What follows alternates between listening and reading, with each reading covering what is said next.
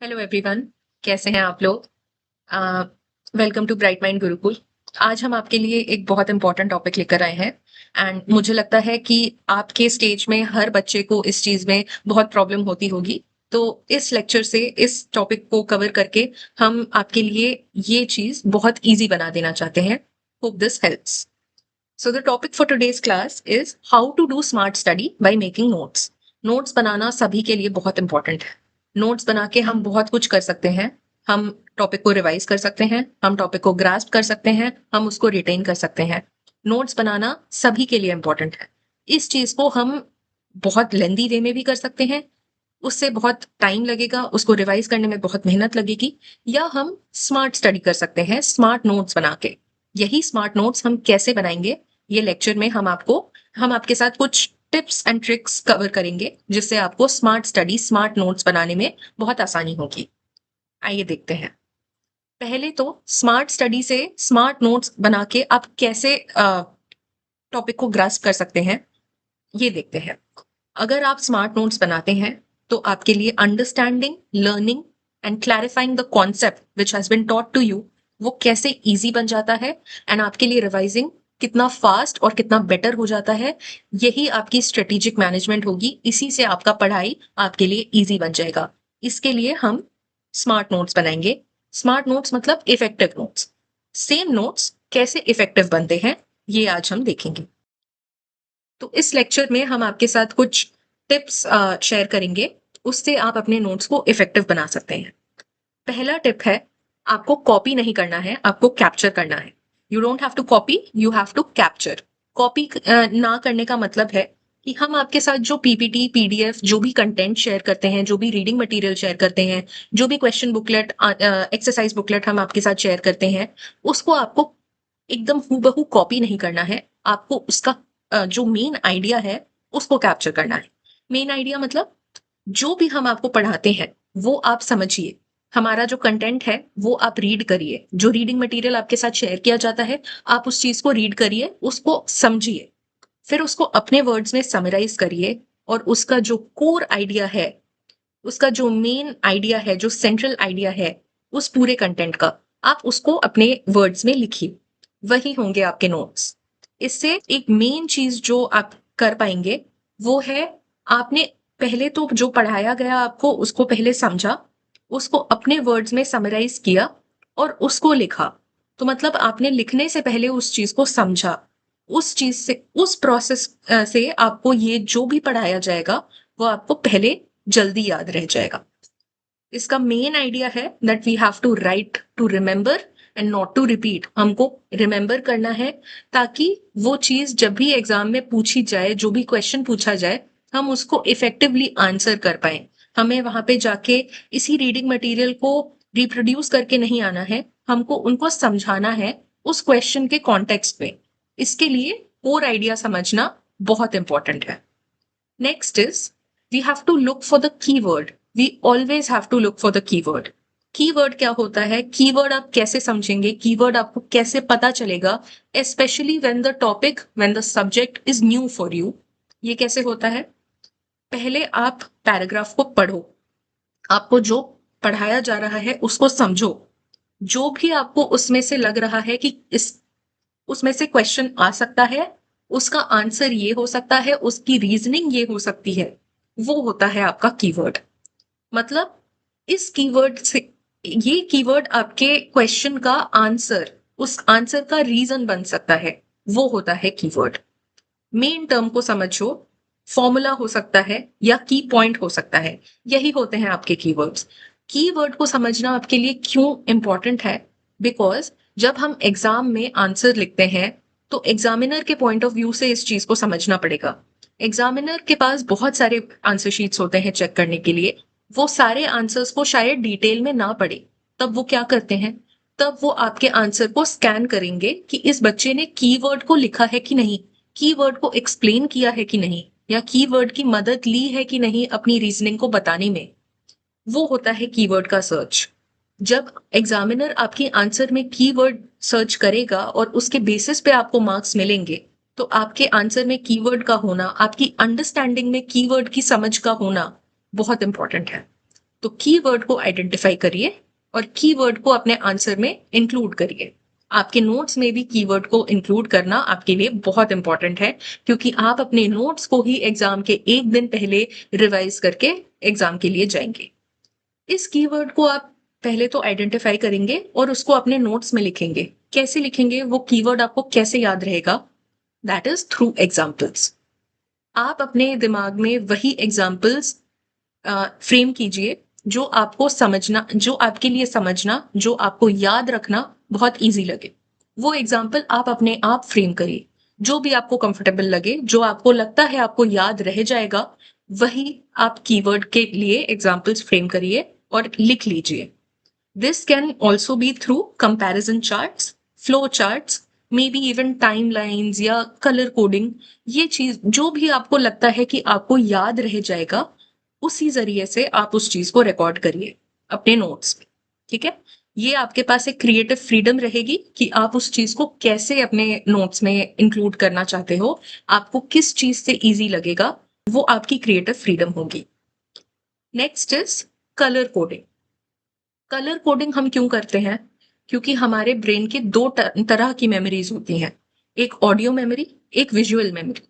Audio memory आप कैसे retain करेंगे? हमारी क्लासेस देखकर, हमारे लेक्चर्स सुनकर, हमारे क्लासेस देखकर, हमारे जो भी एजुकेटर्स हैं उनके जो भी एग्जाम्पल्स हैं उन सबको सुनकर, उन सबको समझकर, वो होगी आपकी ऑडियो मेमोरी।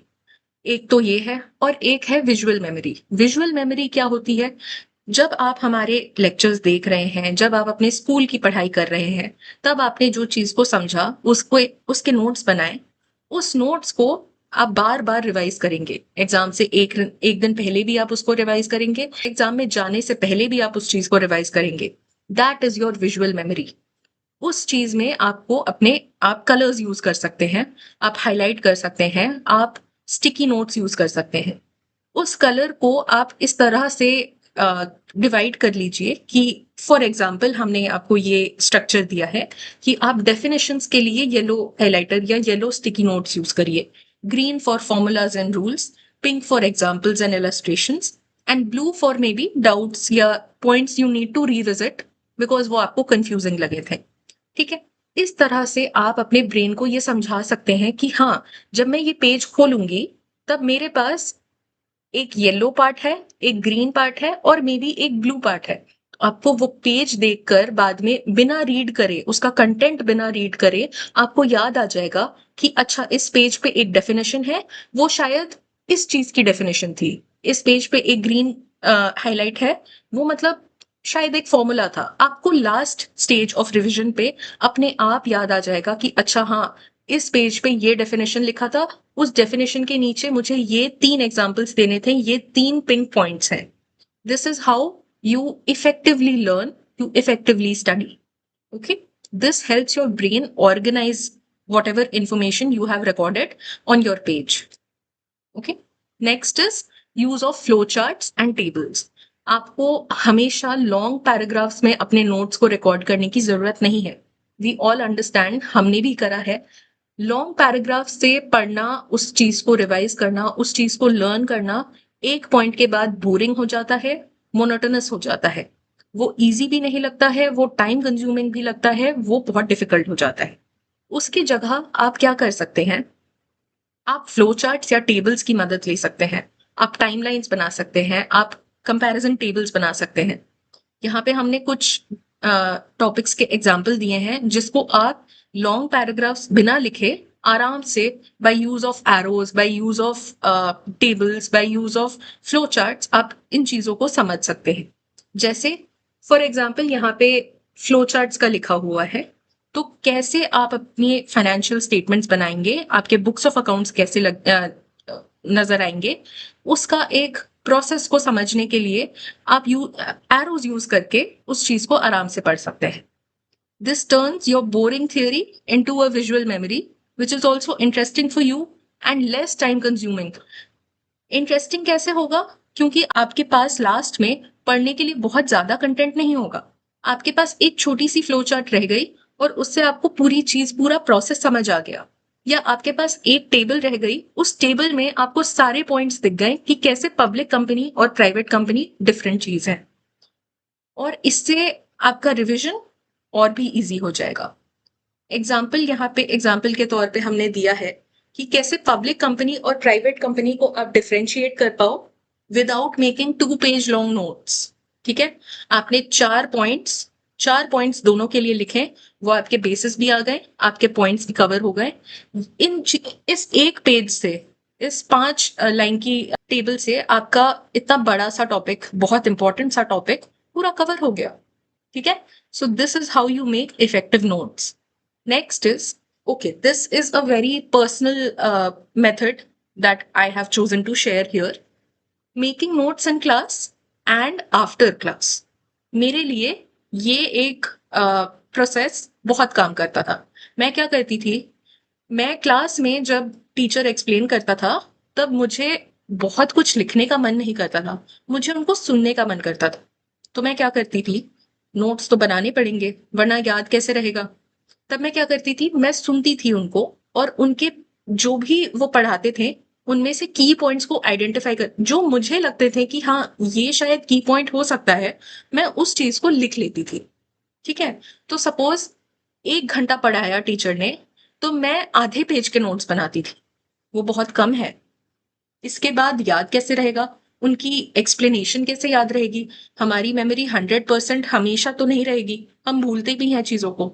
तब हम क्या करेंगे, मैं क्लास के बाद आकर उस पूरे एक्सप्लेनेशन का, वो जो आधे पेज की नोट्स बने थे मेरे क्लास में, मैंने उस चीज को पूरा आकर समराइज करके अपने पास इलेबोरेटेड वे में समरी लिख ली। इसका क्या मतलब हुआ, मैंने उन्हीं की पॉइंट्स को लेके, उन्होंने टीचर ने जो एक्सप्लेनेशन दी थी उसको समराइज्ड वे में लिख लिया। तो ये मेरे क्लास के नोट से तो ज्यादा एलैबोरेटेड था, लेकिन फिर भी एक समराइज्ड वे में मेरे पास रिकॉर्ड हो जाता था। अब मैं जब एग्जाम से पहले रिवीजन करती थी, तब पहले तो मैं अपनी आफ्टर क्लास समरी को रिवाइज करती थी, ताकि मेरे की पॉइंट्स और उस की पॉइंट के साथ की एक्सप्लेनेशन मुझे लर्न हो जाए। 2 रिवीजन मेरी आफ्टर क्लास समरी की होती थी, पहले की 2 रिवीजन्स। एंड उसके बाद जब मैं थर्ड टाइम रिवाइज करने के लिए बैठती थी, तब मैं अपने क्लास के नोट्स निकालती थी। उस क्लास के नोट्स में मैंने देखा कि आधे पेज में मेरा वो एक पूरा चैप्टर रिवाइज हो गया। मैं आधे पेज में पूरे चैप्टर को रिवाइज जब कर पाती थी, तब मेरा टाइम, जो मैंने टाइम लगाया पढ़ने में, जो मेरा टाइम गया थर्ड रिवीजन में, वो सिग्निफिकेंटली कम हो जाता था। मुझे सिर्फ आधे पेज में पूरा चैप्टर समझ आ गया, तो मैं एक दिन में बहुत सारे चैप्टर्स कवर करने लगी। मुझे थर्ड रिवीजन में टाइम कम लगा, एंड इस वजह से एग्जाम के एक दिन पहले मैं थर्ड नहीं, मैं फोर्थ फिफ्थ रिवीजन भी कर पाती थी। ठीक है, so this is a personal method that worked wonders for me. ये आप लोग ट्राई कर सकते हैं एक बार अपने लिए भी, इस चीज को इंटरनलाइज करने का। आई hope this will help you people. Next is, हमेशा हमारे पास डाउट्स पूछने के लिए ना तो रिसोर्सेज रहते हैं, ना हम हमेशा पूछ पाते हैं। ठीक है, तब हम क्या कर सकते हैं, जैसे हमने आपसे पहले कलर कोडिंग शेयर करी, तो doubts and points to revisit के लिए हमने आपको ब्लू कलर दिखाया था। ठीक है, आप ब्लू कलर, आप कोई भी कलर यूज कर सकते हैं, आप अपने नोट्स में एक पेज असाइन करके रख दीजिए। उस पेज में पूरे चैप्टर के सिर्फ डाउट्स, कंफ्यूजन्स, क्वेश्चंस जो आपके दिमाग में बने हैं, वो आप नोट करके रख सकते हैं, उनको आप जॉट डाउन कर सकते हैं। एक बात हमेशा याद रखेगा, जब आप कोर आइडिया समझते हैं, कोई भी कॉन्सेप्ट के की पॉइंट्स को आप समझते हैं, आपके दिमाग में क्वेश्चंस, डाउट्स, कंफ्यूजन्स, ये सब आएंगे ही। इन डाउट्स का क्रिएट होना मतलब आपको टॉपिक बहुत अच्छे से समझ आया है। तब आप क्या करेंगे, इस चीज को नोट डाउन करके रख लीजिए। जब आपने पूरे चैप्टर के नोट्स बना लिए हैं, समरी बन गई है, जब आप खत्म कर रहे हैं, तब आप उन डाउट्स को हमसे पूछ सकते हैं। हमेशा ये याद रखिएगा कि आपको अगर पढ़ाई में कहीं पर भी कोई भी कंफ्यूजन आती है, हमने आपके साथ अपना व्हाट्सएप नंबर यही नीचे शेयर करा है, आप कभी भी फोन उठा के हमसे पूछ सकते हैं। ठीक है, और इन डाउट्स का जब आंसर मिल जाएगा आपको, तब आप उसको वहीं पे एक एक सिंगल लाइन में उस आंसर को नोट कर लीजिए, और बाद में जब आप रिवाइज करेंगे तो इनको जरूर रिविजिट करिएगा। ठीक है, नेक्स्ट इज आपको हमेशा याद रखना है कि जो भी एमसीक्यू और रीजनिंग के क्वेश्चंस हैं ये बहुत सिंपल पॉइंट्स भी आ सकते हैं, ठीक है। तब आपको क्या करना है कि जो भी आपके टॉपिक्स हैं उसका एक एक वर्ड का जो भी समरी होगी आपको ऐसे इस प्रकार से प्लस करके आप लिख सकते हैं, ठीक है।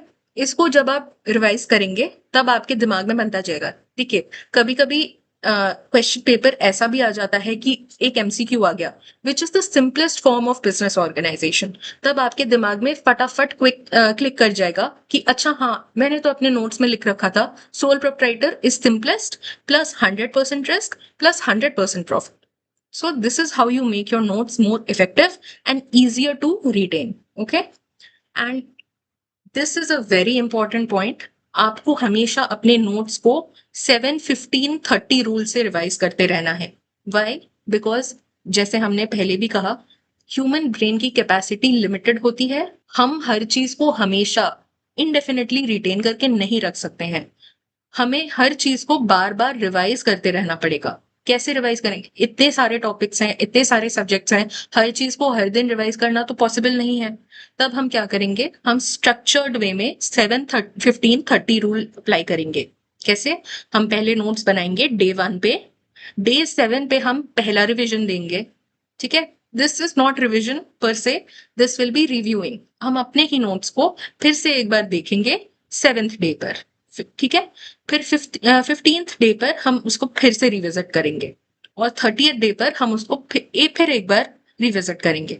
जब हमने उसको एक बार बनाया और 3 बार रिव्यू कर लिया तो वो चीज वो इंफॉर्मेशन हमारे दिमाग में बैठ गई है। अब जब हम एग्जाम से एक दिन पहले पढ़ेंगे, उसको रिवाइज करेंगे, तब हमारे पास वो इंफॉर्मेशन बहुत अच्छे से जॉटेड डाउन रहती है, वो हमें याद रहती है, ठीक है। तो this is how you review your notes so that exam से एक हफ्ते पहले, एक महीने पहले आपके पास अब इतना सारा बर्डन ना रह जाए। आप उसी बर्डन को अपने सेमेस्टर के थ्रू आप उसको कम करते चल सकते हैं, ठीक है। नाउ इस पूरे सेशन में हमने ये देखा कि नोट्स हमें स्मार्ट बनाने हैं, हमारे नोट्स इफेक्टिव होने चाहिए, लेंदी इतने सारे पैराग्राफ्स, बहुत सारे नोट्स नहीं होने चाहिए। हम एक पैराग्राफ के नोट्स बना के भी एक चैप्टर को कवर कर सकते हैं। कैसे? यही है हमारे नोट्स के, स्मार्ट नोट्स के कैरेक्टरिस्टिक्स। पहले तो हमारे नोट्स कंसाइज होने चाहिए, बहुत छोटे होने चाहिए। बहुत लंबे नोट्स, 15 पेजेस के नोट्स बना के वो आपका बर्डन इंक्रीज करेगा, आपको उन नोट्स को रिविजिट करने का भी मन नहीं करेगा, ठीक है। तो आप छोटे छोटे नोट्स बनाइए, flow charts, comparison table, timelines, इन स्मार्ट टेक्निक्स का, स्मार्ट टूल्स का इस्तेमाल करिए, ठीक है। आपके नोट्स विजुअल होने चाहिए। सेकेंड थिंग, विजुअल नोट से क्या मतलब है? ताकि आपको देखकर ही याद आ जाए कि हाँ इस पेज पर मैंने ये लिखा था, ये लिखा था, ये लिखा था, इतनी सारी चीजें लिखी थी, इस चीज के बारे में हमने ये कैरेक्टरिस्टिक्स लिखे थे या ये डेफिनेशन लिखी थी। आपके नोट्स विजुअल होने चाहिए। इसके लिए हम हाईलाइट कर सकते हैं या स्टिकी नोट्स का इस्तेमाल कर सकते हैं। थर्ड, आपके नोट्स पर्सनल होने चाहिए। जैसे कि मैंने पहले पॉइंट में कहा था, आपको कॉपी नहीं करना है, आपको कैप्चर करना है। मतलब आप कोर आइडिया को पहले समझो, उस आइडिया को अपने वर्ड्स में लिखो। इसका मतलब क्या है कि आपके नोट्स ये दर्शाएंगे कि आपने पहले तो हमारे पढ़ाए हुए चीज को, आपने पहले अपने टेक्स्ट बुक को, अपनी जो भी कंटेंट है आपने उसको पढ़ा, खुद पढ़ा, उसको समझा, आपने समझ लिया, आपके ब्रेन में वो चीज रजिस्टर हुई। उस चीज पे आपने, आपके ब्रेन ने जो इंटरप्रिटेशन दिया आपके वर्ड्स में, उस चीज को आपने अपने नोट्स में कैप्चर करा है। दिस इज पर्सनल नोट्स, ये आपकी अंडरस्टैंडिंग है, ठीक है। This will make it 100 times more retainable for you, ठीक है। ये आपके लिए एक स्टोर्ड इंफॉर्मेशन है जिसको आपने रिकॉर्ड कर लिया है। This will make it easier. And ये सारी ऐसे नोट्स जो आप बनाएंगे, जो छोटे हैं, जो विजुअल हैं, जो आपके अपने वर्ड्स में है, वो easy to revise and easy to retain अपने आप ही बन जाते हैं, ठीक है। Next is, you have to always remember that good notes don't just help you remember, they cut your revision time in half and they give you clarity. This is your path to becoming a topper. ठीक है? आप अच्छे notes बनाइए, आप concise notes बनाइए, इसी चीज से आपके नोट्स इफेक्टिव बन जाएंगे। एंड हमेशा याद रखिएगा, जिन नोट्स को रिवाइज करने में टाइम ना लगे, जिन नोट्स को रिवाइज करने में ज्यादा मेहनत ना लगे, जिस नोट से आपका burden at the time of revision कम हो जाए, वही होते हैं effective notes. I hope this session helped. इससे आपको बहुत हेल्प मिली हो। इससे आपका रिविजन, आपका note making through out the year, through out the semester आपके लिए इजी रहा हो, ऐसी मेरी कामना है।